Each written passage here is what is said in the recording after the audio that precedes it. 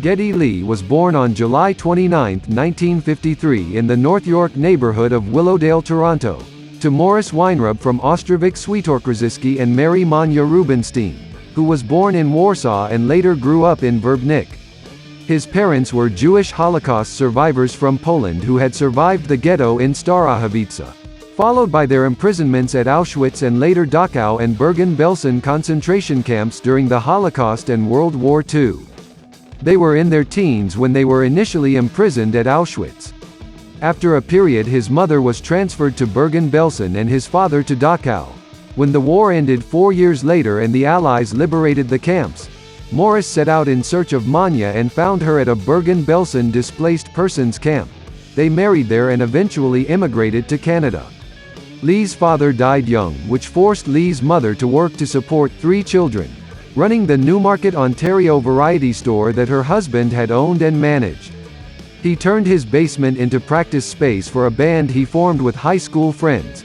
After the band began earning income from small performances at high school shows or other events, he decided to drop out of high school and play rock and roll professionally. His mother was devastated when he told her, and he still feels that he owes her for the disappointments in her life. Jweekly featured Lee's reflections on his mother's experiences as a refugee and of his own Jewish heritage.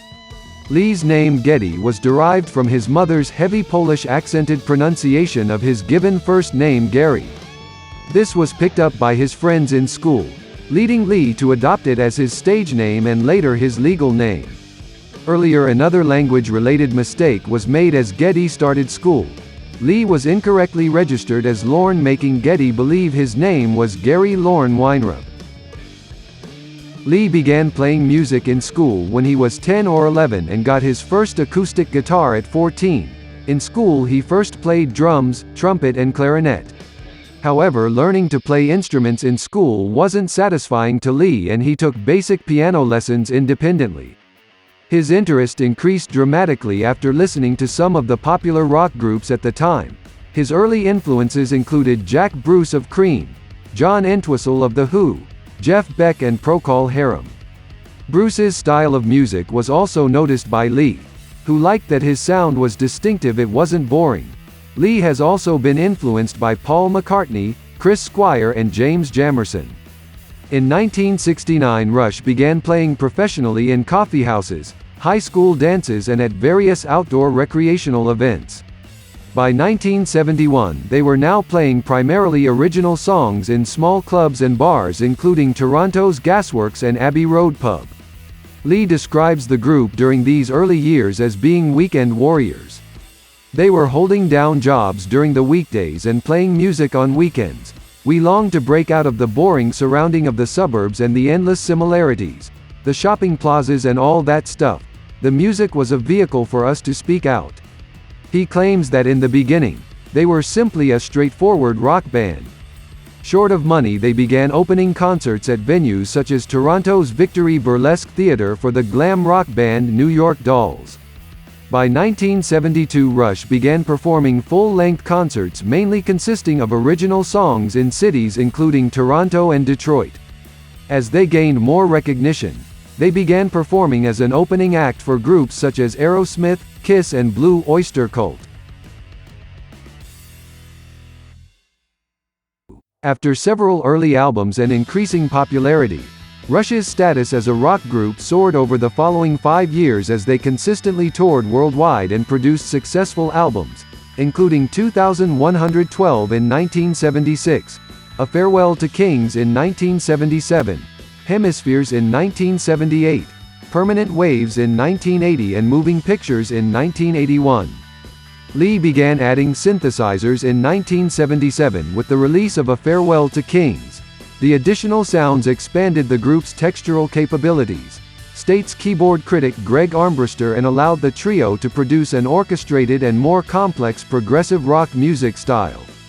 It also gave Lee the ability to play bass simultaneously, as he could control the synthesizer with foot pedals. In 1981 he won Keyboard Magazine's poll as Best New Talent. By the 1984 album Grace Under Pressure, Lee was surrounding himself with stacks of keyboards on stage. By the 1980s, Rush had become one of the biggest rock bands on the planet, selling out arena seats when touring. Lee was known for his dynamic stage movements. According to music critic Tom Mulhern, writing in 1980, "It's dazzling to see so much sheer energy expended without a nervous breakdown." By 1996, their Test for Echo tour began performing without an opening act, their shows lasting nearly 3 hours. Music industry writer Christopher Butner, who interviewed Lee in 1996, described him as a prodigy and role model for what every musician wants to be, noting his proficiency on stage. Butner cited Lee's ability to vary time signatures, play multiple keyboards, use bass pedal controllers and control sequencers, all while singing lead vocals into as many as 3 microphones. Butner adds that few musicians of any instrument can juggle half of what Geddy can do without literally falling on their ass. As a result, notes Mulhern, Lee's instrumentation was the pulse of the group and created a one-man rhythm section, which complemented guitarist Alex Lifeson and percussionist Neil Peart. Bass instructor Alan Slutsky or Dr. Licks credits Lee's biting, high-end bass lines and creative synthesizer work for helping the group become one of the most innovative of all the groups that play arena rock. By 1989, Guitar Player magazine had designated Lee the best rock bass player from their readers' poll for the previous 5 years.